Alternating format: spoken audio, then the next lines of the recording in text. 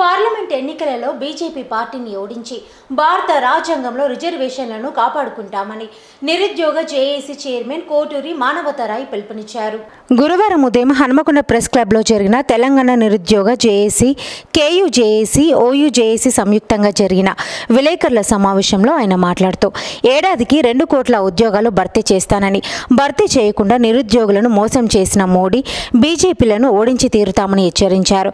కేంద్ర ప్రభుత్వ రంగ సంస్థల్లో ఖాళీగా ఉన్న సుమారు 30 లక్షల ఉద్యోగాలు భర్తీ చేయకుండా నిరుద్యోగ సమస్యను పెంచి పోషించిన బీజేపీ పార్టీకి ఓటమి తప్పదని అన్నారు.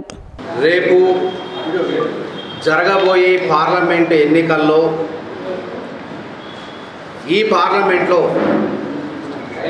కడియం కావ్య కాంగ్రెస్ అభ్యర్థిని గెలిపించాలని చెప్పేసి అన్ని universities, OU, KU, all universities నుంచి మరి కాంగ్రెస్ పార్టీకి, కడియం కావ్యకు, మరి మిగతా పార్లమెంట్ స్థానాల్లో ఉన్నటువంటి అభ్యర్థులు, కాంగ్రెస్ అభ్యర్థులందరికీ కూడా మద్దతు తెలుపుతున్నాం.